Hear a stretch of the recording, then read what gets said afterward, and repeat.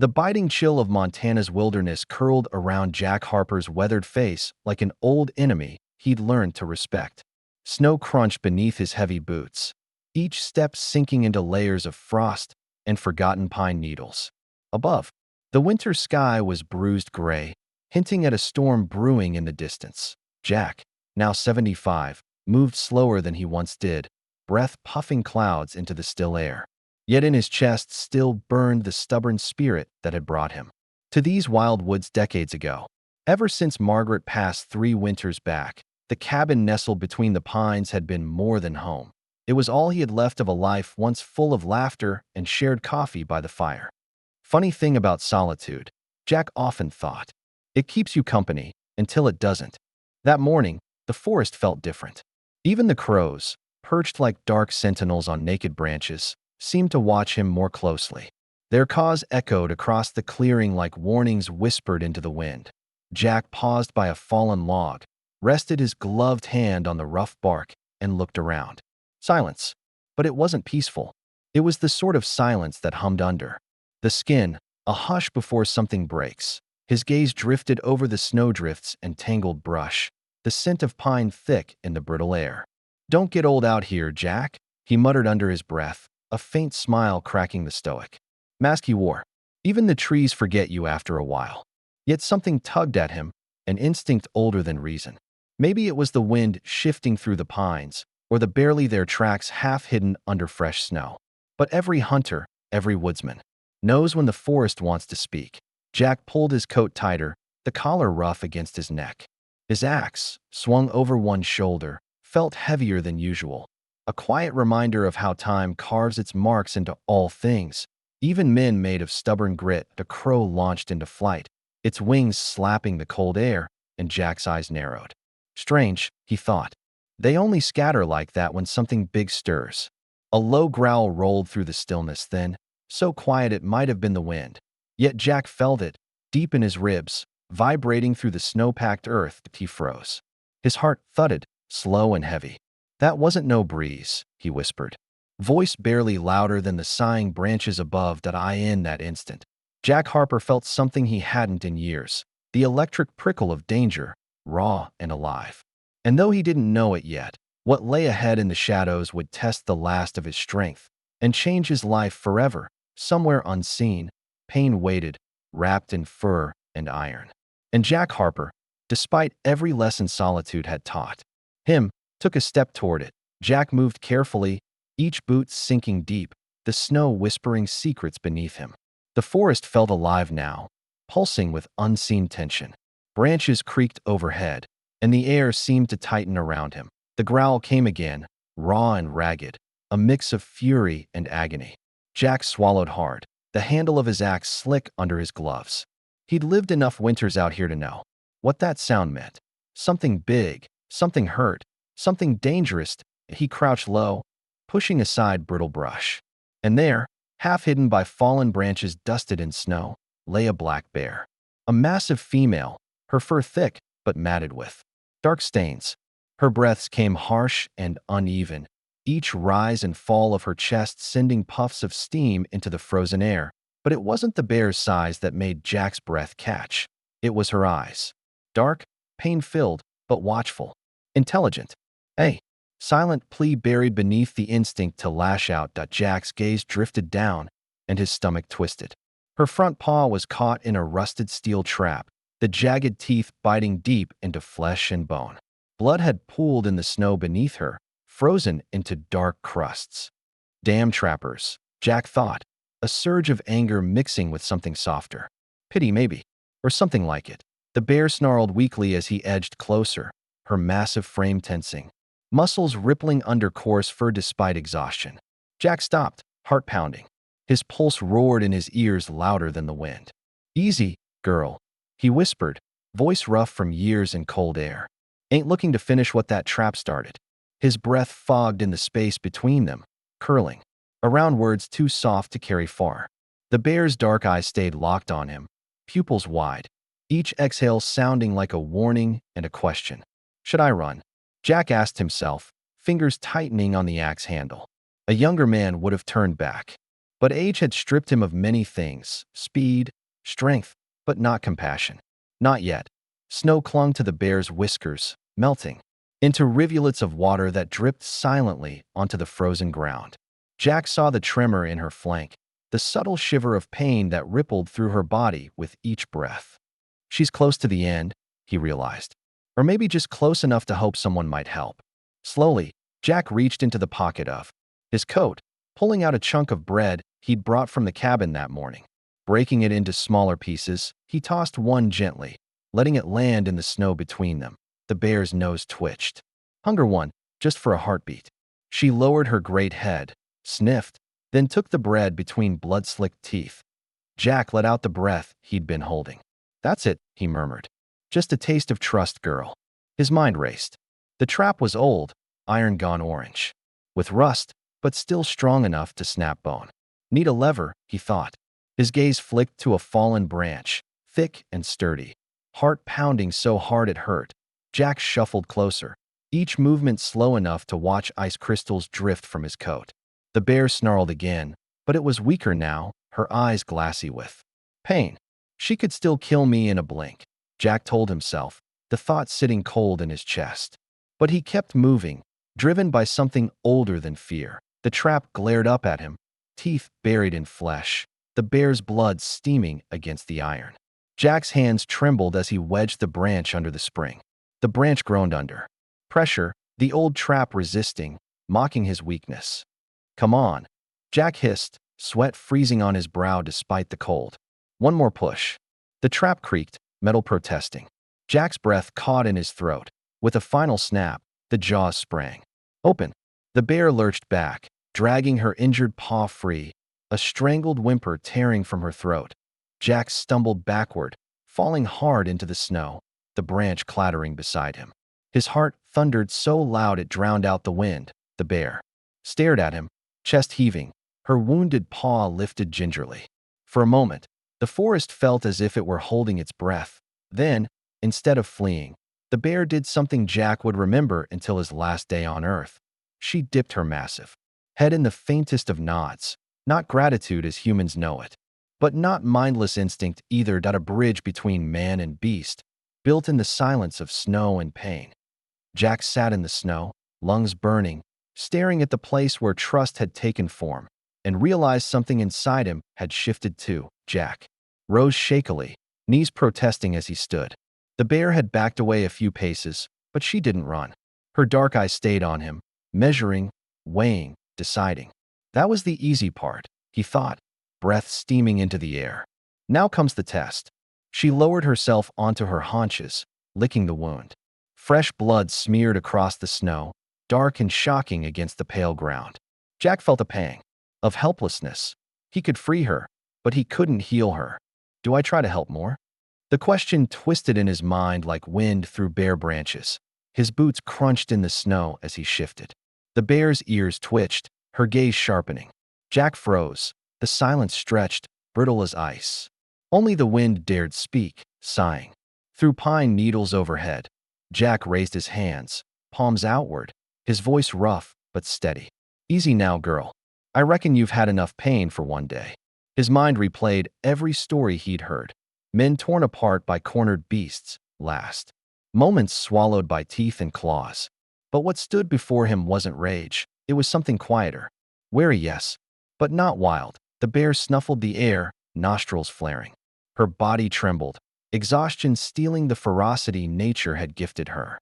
For a heartbeat, Jack saw past fur and fangs to an animal that felt pain, feared death, and maybe, just maybe, understood mercy. Funny thing about life out here, Jack thought. You spend years hunting, and it takes a single moment to see what you've missed. He dared a step closer, the snow squeaking underfoot. The bear shifted, but didn't rise.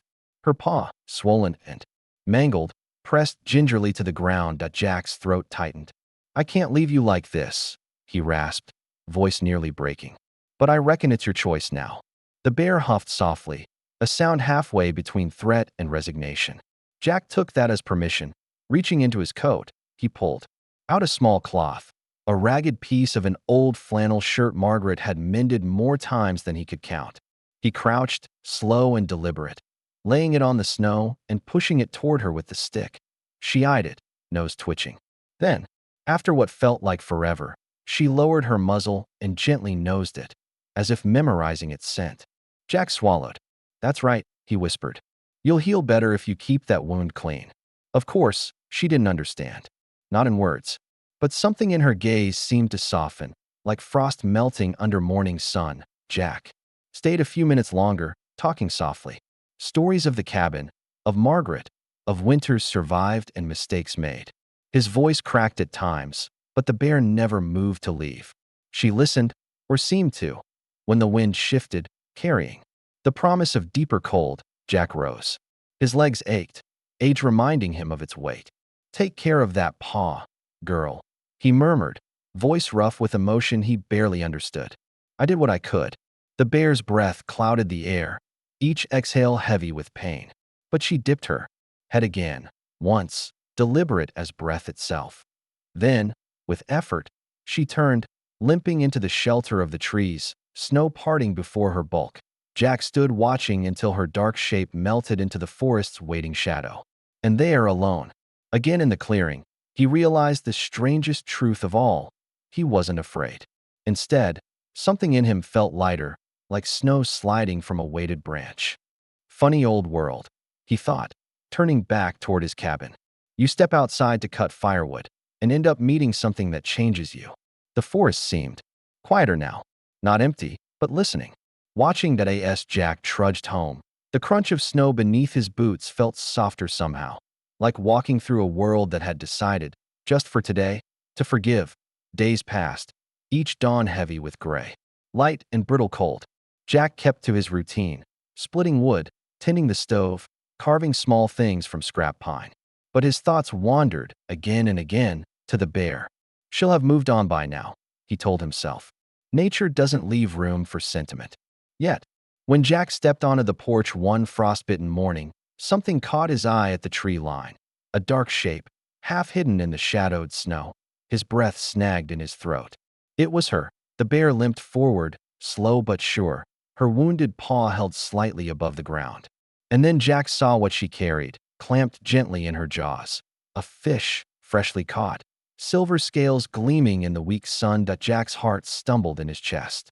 "You've got to be kidding me," he whispered. The bear reached the edge of the clearing, stopped, and dropped the fish onto the snow. Her dark eyes found his, unreadable and yet somehow familiar. For a moment, the world shrank to the space. Between them, man and beast, both scarred by years and loss. Jack stepped forward, boots sinking into the snow. His voice was hoarse, almost childlike. "You brought that for me?" The bear didn't move. Her breath misted the air, steady and calm. Jack crouched, picked up the fish, the cold flesh slick against his calloused fingers. He held it up, nodding slightly. "Thank you," he murmured. The bear gave a soft huff, head tilting as if weighing his gratitude. Then she turned, limping back into the trees, her massive form swallowed by pine and shadow. Jack stood there, fish in hand, pulse racing like a younger man's. Was it instinct? Chance? Or something more? He didn't have an answer. And maybe, for the first time, he didn't need one. That night, Jack cooked the fish over the stove. The smell filled the cabin, mixing with wood smoke and memory. He ate slowly, tasting each bite as if it were a blessing. Funny thing, Margaret, he thought, glancing at her old rocking chair beside the fire. I reckon I made a friend today. Stranger. Still, she made me feel less alone. In the dark, the wind sighed against the window panes, but it didn't feel so empty. Jack's chest felt lighter, pain softened by something he couldn't name. A wild gift left on the snow. And a truth whispered in the silence. Connection doesn't always speak in words. Winter deepened, pressing frost into every crack of Jack's old cabin. But something had thawed in him. Every morning, he found himself glancing at the tree line, half hoping, half doubting. Then, one pale dawn, she returned, not alone this time. 2 cubs trailed behind her, small, clumsy shadows tumbling over each other in the snow. Jack's chest tightened. "Well, I'll be," he murmured. The mother bear paused at the clearing's edge, her wounded paw still tender but healing. Her cubs sniffed the air, peered at the wooden shape standing by the cabin. Jack stepped forward slowly, hands empty, voice low. "Morning, girl. Brought the little ones today, huh?" The cubs pressed close to their mother's side, curiosity fighting fear. One stumbled, letting out a startled chirp that made Jack chuckle softly. Even wild things aren't born afraid, he thought. Fear's a lesson life teaches quick. He set down a few apples from his winter store, rolling them gently across the snow. The mother bear watched, tense but unmoving. After a pause, one cub inched forward, nudged an apple, then clumsily bit down. Jack's heart lifted, warmth spilling through ribs winter had kept cold. Days blurred into weeks. The visits became a quiet ritual. The bear, Jack had begun calling her Maddie, would appear at the clearing's edge, her cubs bolder each time. Jack spoke softly to them, his words drifting across the snow like smoke. They never came close enough to touch, but trust isn't always measured in distance. Margaret would have loved this, he thought, imagining her laughing softly at the sight of bear cubs rolling in the snow. Jack carved small wooden bears in the evenings, setting them on the porch as silent gifts. By dawn, they'd be gone, nudged into the trees by curious paws. Perhaps, alone in the cabin, the ache of grief felt gentler, as if shared across the silent spaces of the forest. Funny thing about kindness, Jack realized one night, watching firelight dance on wood walls. You give it to something wild, and it finds its way back. Then came the storm. Snow slammed the cabin, rattling the windows and their frames. Wind howled, like something alive, clawing at the roof. Jack stoked the stove, warmth fighting back the dark. Night swallowed the forest whole. Jack had just dozed off in his chair when a pounding at the door snapped him awake. At first, he thought it was the wind. Then he heard it again, low, desperate, and somehow familiar. Jack threw the door open, cold slicing his face. And there she stood, Maddie, her fur crusted with snow, breath steaming ragged in the freezing air. She looked at him, then turned, limping into the storm. Paused, looked back. "You want me to follow?" Jack thought, the realization sharp as frost. Heart thundering, he grabbed coat and flashlight, stepping into the blizzard. The snow was knee-deep, each step a battle. But Maddie waited, glancing back to be sure he followed. Through the swirling white, Maddie led him deeper into the forest, to a hollow where the wind broke slightly. Jack's flashlight beam flickered over something small, half buried in snow. Two children, a boy and a girl, huddled under thin branches, their faces pale, lips blue. Jack's breath caught. "Dear God," he whispered. The girl stirred weakly, her eyes glassy. The boy lay limp against her. Jack rushed forward, voice shaking. "It's okay, I've got you.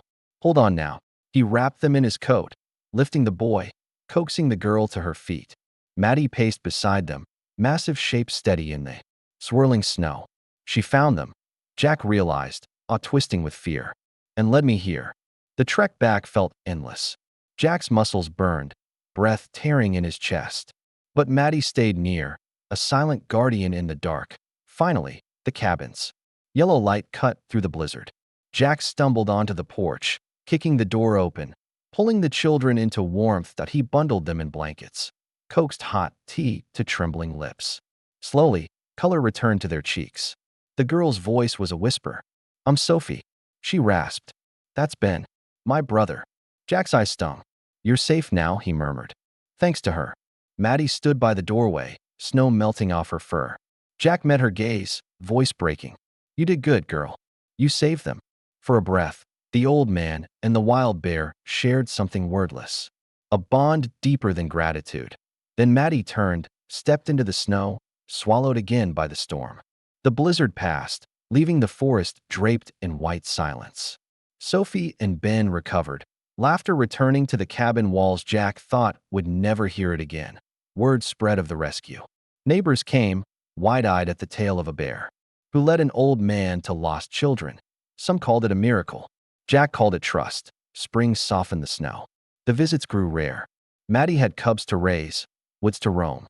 But Jack never stopped glancing at the tree line, hoping for that dark shape among the pines. Years later, when Jack passed, the town planted aspens near his cabin, called it Harper's Refuge, a place to remember kindness that crossed the boundary of fear And though Maddie's paw prints faded from the snow, the story lived on, of an old man who stepped toward danger, and the wild heart that stepped toward him in return to eye in the rustle of leaves. In the hush of snowfall, the bond remains, a reminder that sometimes what saves us isn't words or walls or strength. Sometimes it's a simple act of trust, offered across the oldest divide.